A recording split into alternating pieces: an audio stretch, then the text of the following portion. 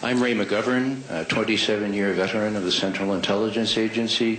Why did you lie to get us into a war that was not necessary and that has caused these kinds of casualties? Ruh-roh. First of all, I haven't lied. Oh, he didn't lie.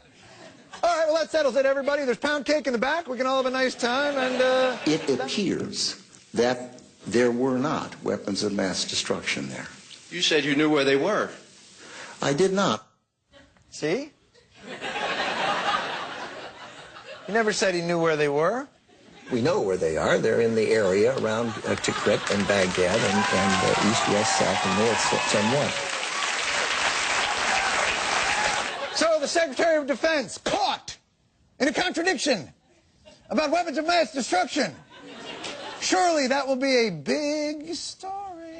How much of an axe do you have to grind with Secretary Rumsfeld? But he wasn't just any heckler. Were you nervous? Tucker, I resent the word heckler. I'd like you to take that back. Okay, I'm not taking it back. Donald Rumsfeld encouraged whoever, I think, had their hands on you at the time to let you stay there. Does he get any credit for that today? Isn't it enough that he was wrong and had bad judgment? Why does he have to be a liar, too?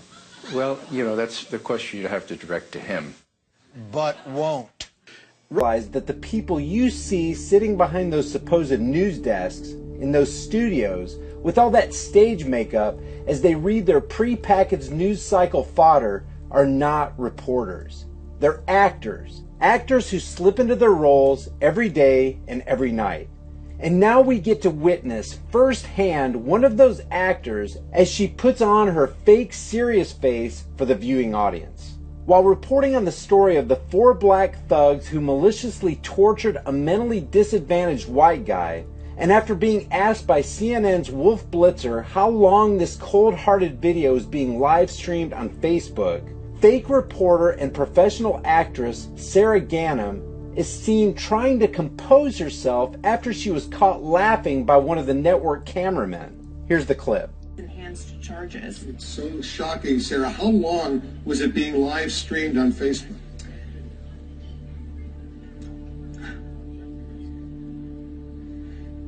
Sarah, how long was this being face streamed live on Facebook? So this went on for about 25 minutes. The victim was able to escape when a neighbor called the police complaining of noise, and Chicago police say they eventually found the victim bloodied.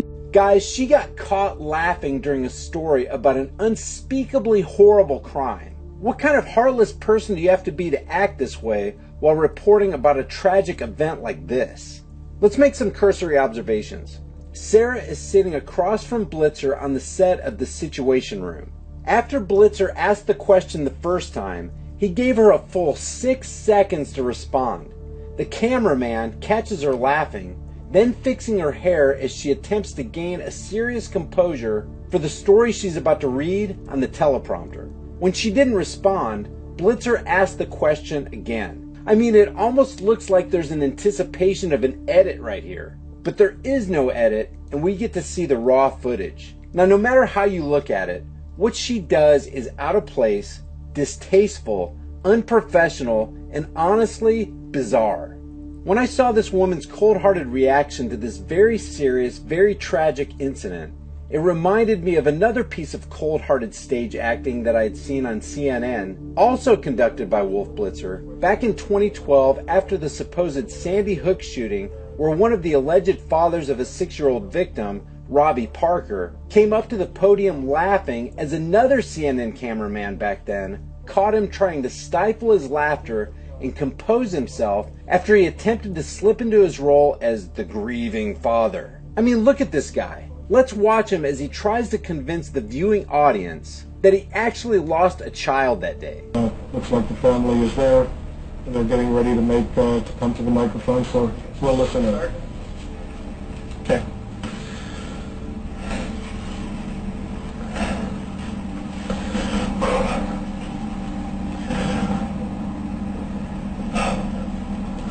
My name's Robbie Parker. My family is one of the families that lost a child yesterday in the Sandy Hook Elementary School shootings here in Connecticut.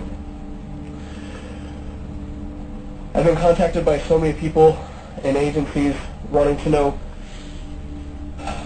how we're doing, and I just thought that this might be the best way to share those feelings with everybody. Let me ask you guys, would you act like this if you lost your 6-year-old child that day? Would you act like her if you were reporting on such an egregious act of hatred and violence toward another human being? Let the world hear your thoughts in the comments section below. If this infuriates you as much as it does me, share this video with everyone you know by every means you can. Let's expose these uncaring, calloused, moronic media idiots. Get video of Sarah Palin or get a soundbite from her, bring that back to us. You can hold the Ron Paul stuff. Your administration continues to make the use of video news releases, which are prepackaged news stories sent to television stations, fully aware that some or many of these stations will air them without any disclaimer that they are produced by the government. Comptroller General of the United States this week said that raises ethical questions. Does it raise ethical questions about the use of government money to produce stories about the government that wind up being aired with no disclosure that they were produced by the government? There is a Justice Department opinion that says these pieces are within the law so long as they're based upon facts, not advocacy. How often does your job call you out of bed in the middle of the night? Well, if you were a doctor, it would be often. And generally, there isn't much time to spare. Coffee, doctor? Oh, fine. Have a Camel with your coffee. Thanks. You know, this night work's kind of rough, isn't it? That's right. But a Camel's always a pleasure. Yes, folks, the pleasing mildness of a Camel is just as enjoyable to a doctor as it is to you or me. In a nationwide survey, doctors in all branches of medicine were asked what were included. And according to this nationwide survey, more doctors smoke Camels than any other cigarette. Try Camels yourself, the cigarette so many doctors enjoy.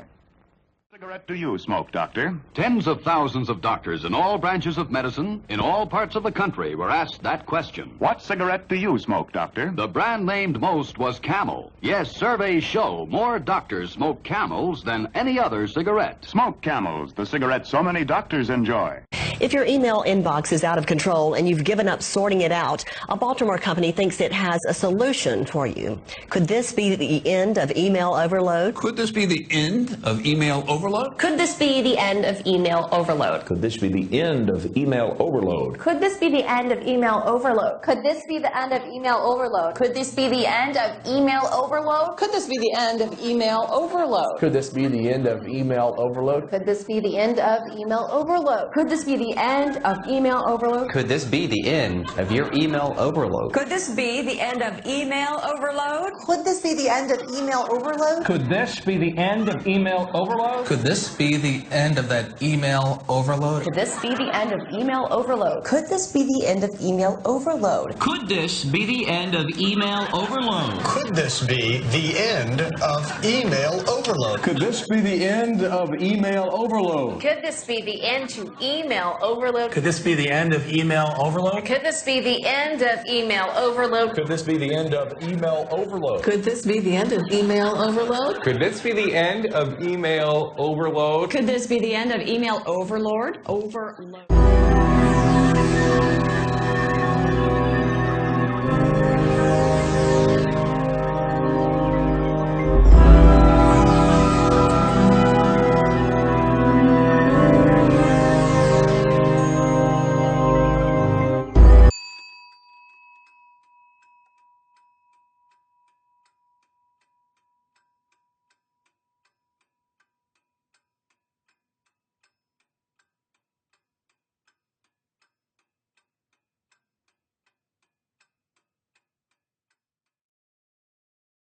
We've made a little bit of news this week. I don't know if you've heard about this, but I'll tell you why. It's because on our last New York show, which is tomorrow night, we're going to perform a wedding right here on this stage. Now, I'm not talking about a comedy bit.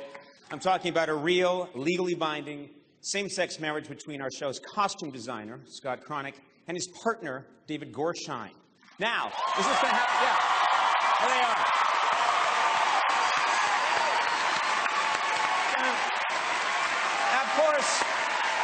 Here's how it happened. Same-sex marriage isn't allowed in California, so Scott and David were going to get married during our week in New York. And I thought instead of them getting married at City Hall, why not get married right here on the stage of the Beacon and do it right? Now, this will be the first, I believe, same-sex wedding ever performed on late-night television, and we're all very excited about it. Best of all, I am going to officiate the wedding myself. Now, I'm pretty good. I'm using that for everything now, yeah. So anyway, we announced this. News stations around the country have picked up on this story, and each one is putting its own unique spin on it. Talk show host Conan O'Brien may be about to push the envelope on late-night television. Conan O'Brien may be able to push the envelope on late-night television. Conan O'Brien may be about to push the envelope on late-night television. Conan O'Brien may be about to push the envelope on late-night television. Conan O'Brien may be about to push the envelope on his late-night television. Conan O'Brien may be about to push the envelope on late-night television. Conan O'Brien may be about to push the envelope on late-night television. Conan O'Brien may be about to push the envelope on late-night TV. Conan O'Brien may be about to push the envelope on late-night television. Conan O'Brien may be about to push the envelope on late-night television. Conan O'Brien may be about to push the envelope once again on late-night TV. Conan O'Brien may be about to push the envelope on late-night television. Conan O'Brien is looking to push the envelope on late-night television. Conan O'Brien may be about to push the envelope on late-night TV. Conan O'Brien may be about to push the envelope on late-night television. Conan O'Brien may be about to push the envelope on late-night television. O'Brien may be about to push the envelope on late-night television. Conan O'Brien may be preparing to push the late-night envelope.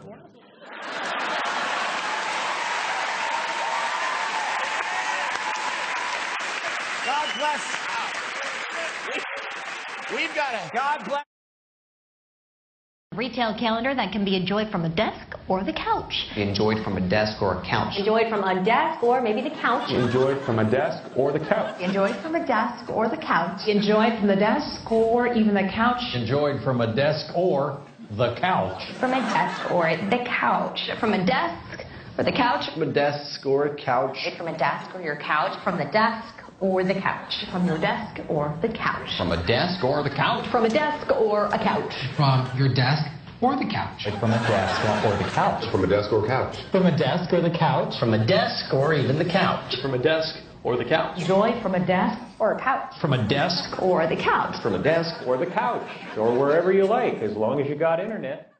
A preventative vaccine is in sight. But soon, perhaps within a year, there may be a vaccine.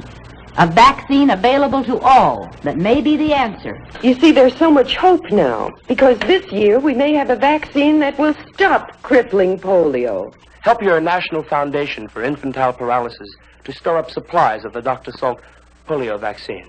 It's all because of a thing called polio. Now, I know you've heard of polio because you've been given your polio shots. But I was just wondering whether or not the discovery of the Salk vaccine made you forget about the kids who are still crippled. I'm asking for children who are casualties on the battlefield of infantile paralysis. For them, the vaccine came too late. For them, the vaccine came too late. The Salk vaccine came too late. But these boys and girls didn't get their polio shots in time. As a result of polio, the vaccine can't help them now. Yes, but to fight polio this year will take a lot of money. $64 million. $64 million? Wow. Send your dimes and dollars to your local March of Dimes headquarters. And send your Mercy dollars and dimes to your local March of Dimes headquarters. Send your contributions to your local March of Dime headquarters today. Send your dimes and your dollars into the nearest March of Dimes headquarters. Send your dimes and dollars to your local March of Dimes headquarters. Give every dime and dollar that you can spare to the 1954 March of Dimes. And that's what every good American should do. Join the March of Dimes. Iraq's continued defiance of the community of nations presents a challenge which must be addressed. Presents a challenge which must the be member for addressed. Grindler.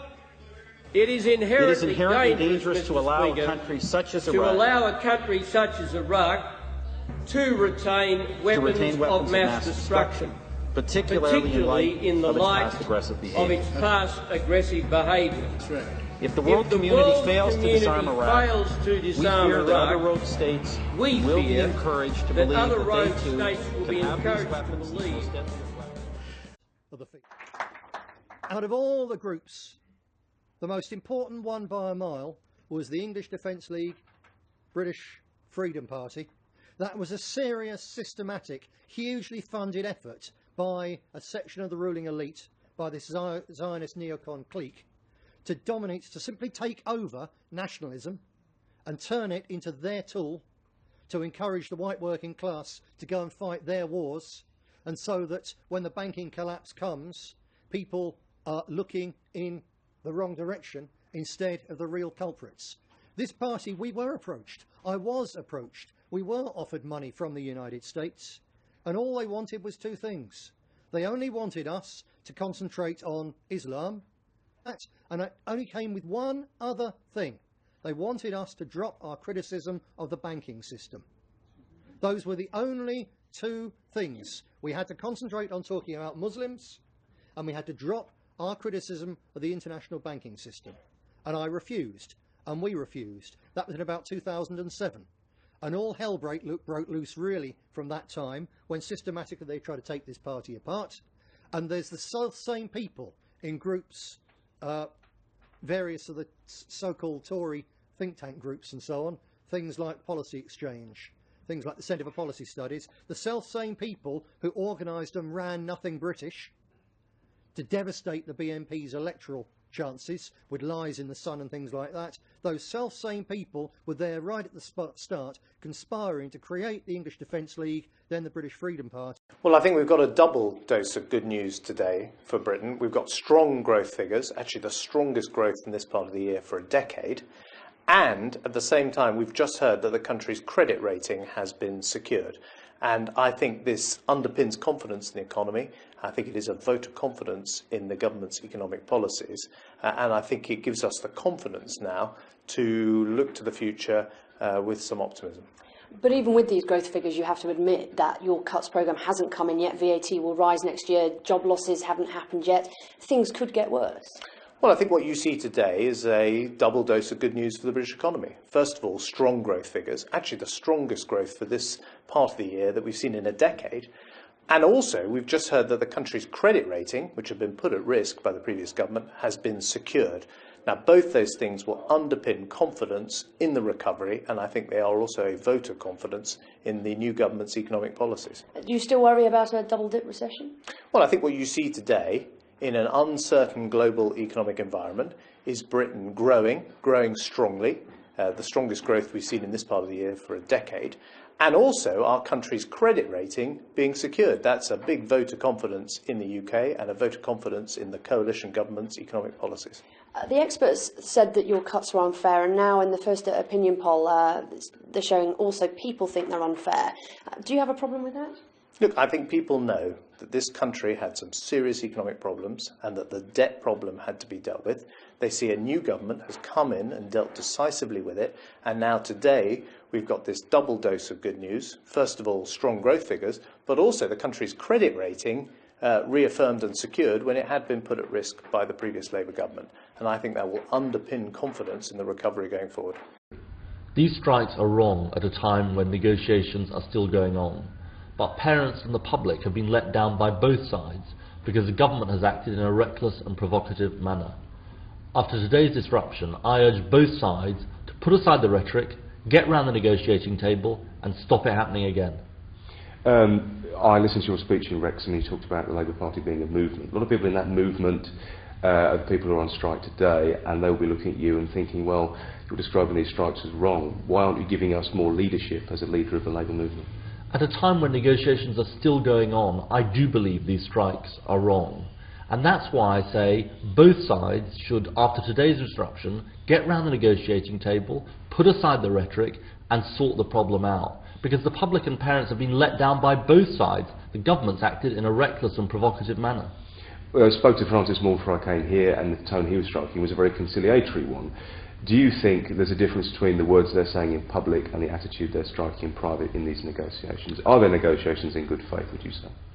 What I say is that the strikes are wrong when negotiations are still going on, but the government has acted in a reckless and provocative manner in the way it's gone about these issues. After today's disruption, I urge both sides to get around the negotiating table, put aside the rhetoric, and stop this kind of thing happening again. It's a statement you've made publicly, and you'll make to me, and this will be broadcast obviously, but have you spoken privately to any union leaders and expressed your view to them on a personal level, would you say? Well, what I say in public and in private to everybody involved in this is get around the negotiating table, put aside the rhetoric, and stop this kind of action happening again. These strikes are wrong because negotiations are still going on, but parents and the public have been let down by the government as well, who've acted in a reckless and provocative manner.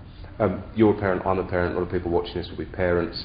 Has it affected you personally, this action? Has it affected your family, your friends? I mean, and what is the net effect of that going to be on parents having to take a day off work today? I think parents up and down the country have been affected by this action, and it's wrong at a time when negotiations are still going on. Parents have been let down by both sides because the government has acted in a reckless and provocative manner. I think that both sides should, after today's disruption, get around the negotiating table, put aside the rhetoric, and stop this kind of thing happening again. And let's dispel once and for all with this fiction that Barack Obama doesn't know what he's doing. He knows exactly what he's doing.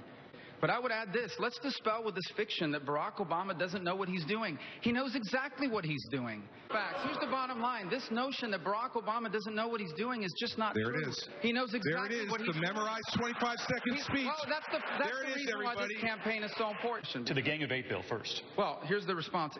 I think anyone who believes that Barack Obama isn't doing what he's doing on purpose doesn't understand what we're dealing with here. Okay, this is a president who is trying to change this country.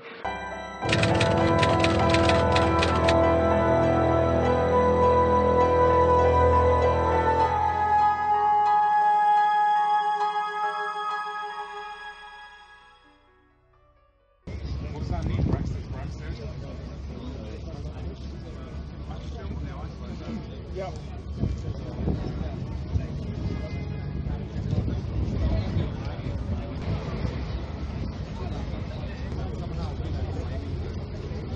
That sign, the rap sign.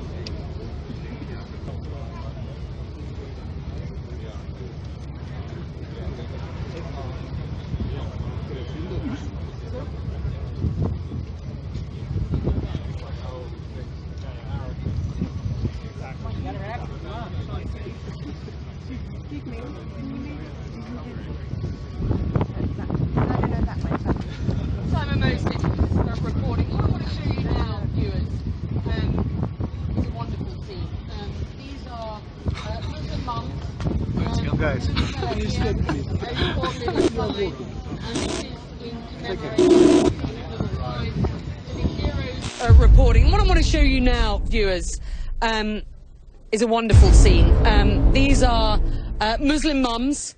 There's a little fella here who's bought a little sign, and this is in commemoration. You can see his little sign to the heroes of London. There are flowers on the street here. Ladies with hashtag turn to love, hashtag ISIS equals enemies of Islam, hashtag ISIS will lose, hashtag turn to London. And I think a poignant scene, and a scene we should sit on just for you viewers to understand exactly how people feel here on the streets of London, so close to what were such brutal attacks last night. Do you have any people being paid by the CIA who are contributing to the national news services, AP and UPI? Well, again, I think we're getting into the kind of detail, Mr. Chairman, that I'd prefer to handle in executive session. Well, I've been a journalist for about 25 years, and I was educated to lie, to betray, and not to tell the truth to the public.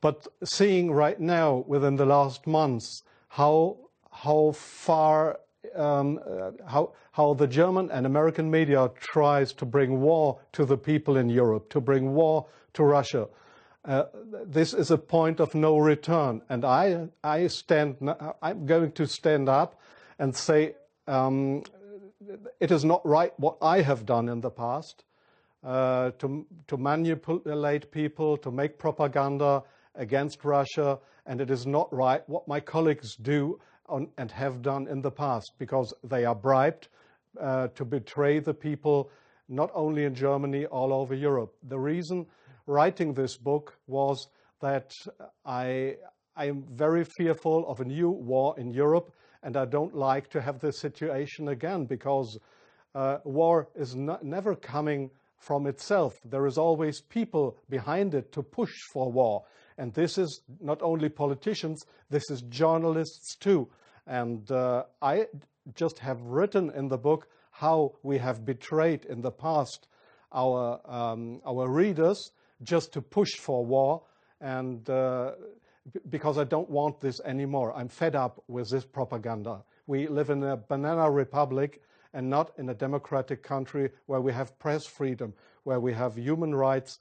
If you see the German media, especially my colleagues who day by day write against the Russians, who are in transatlantic organizations and who are supported by the United States to do so, well, people like me, I became an honorary citizen of the state of Oklahoma in the United States. Just why? Just because I write pro-American. I wrote pro-American. I was supported by the Central Intelligence Agency, by the CIA. Why? Because I should be pro-American. I'm fed up with it. I don't want to do it anymore.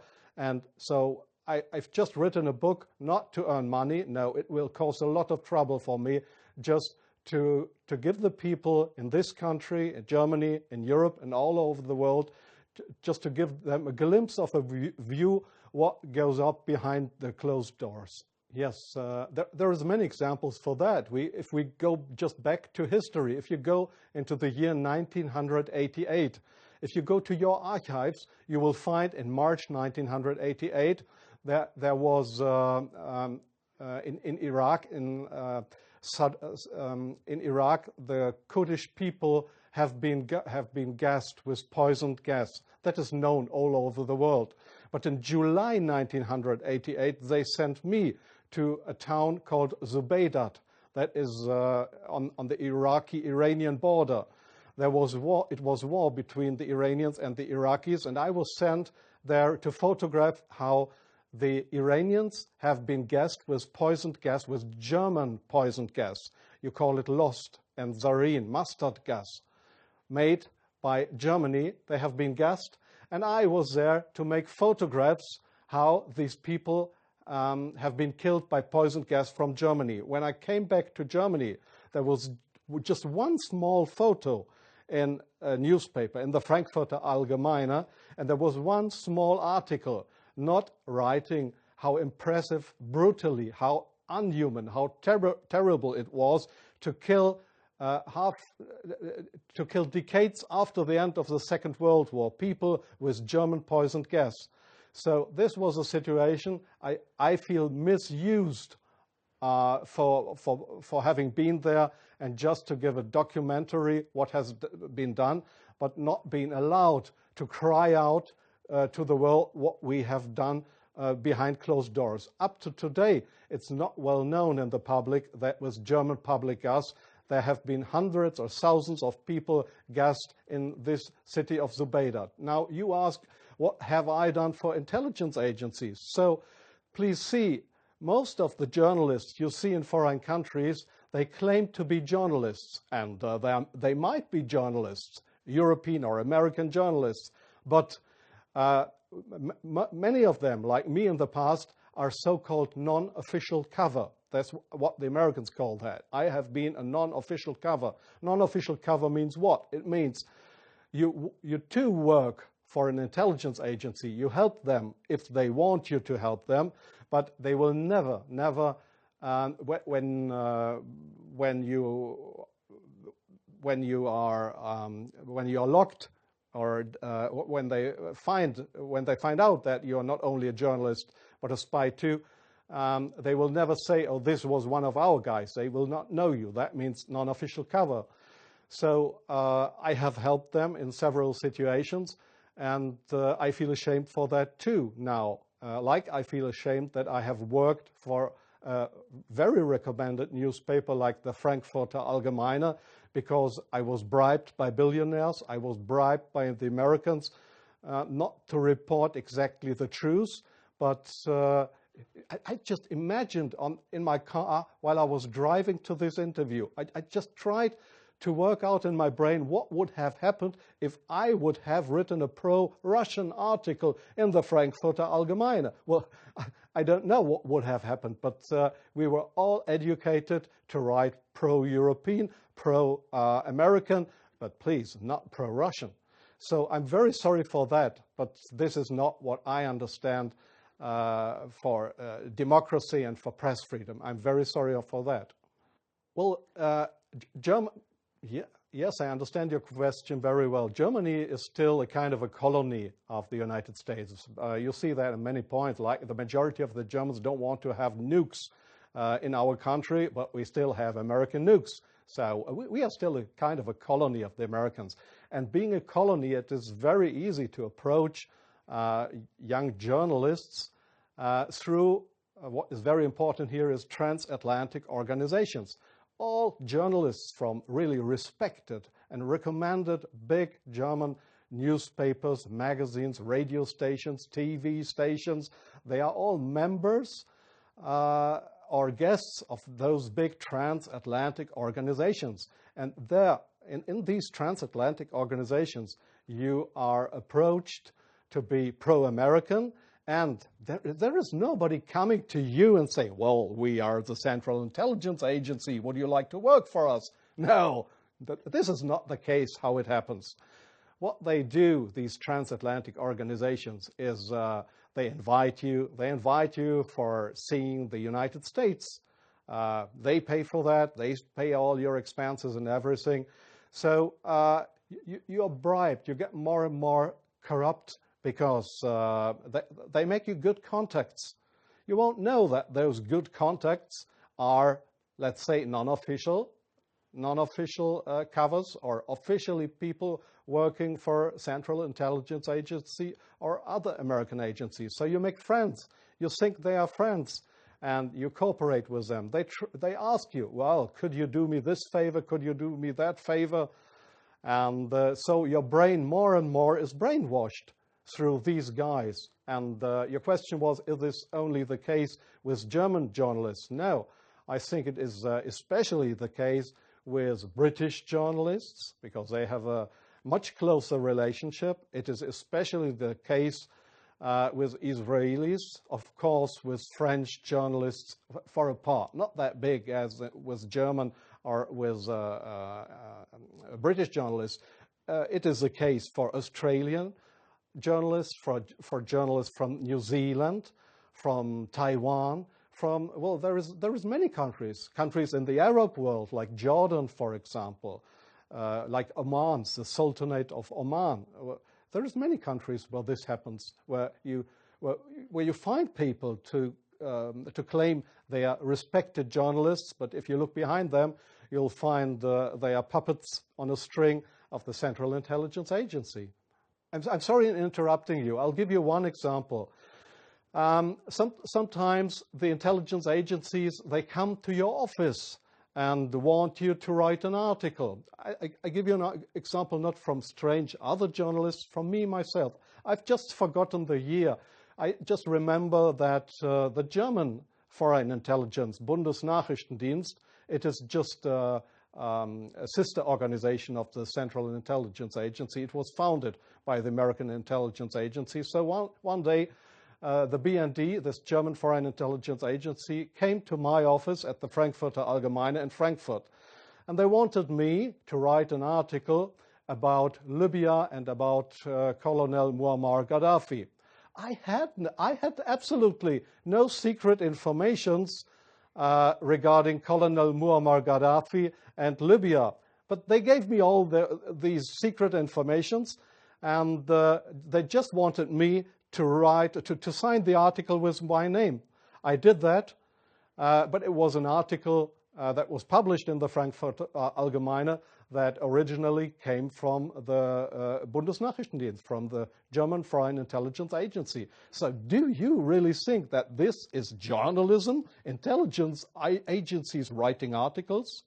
Oh yes, that article, I have reprinted it partly in my book. That article was how Libya and Colonel Muammar Gaddafi, how he secretly tried to build a poison gas factory, I think in Rabta was the name, yeah.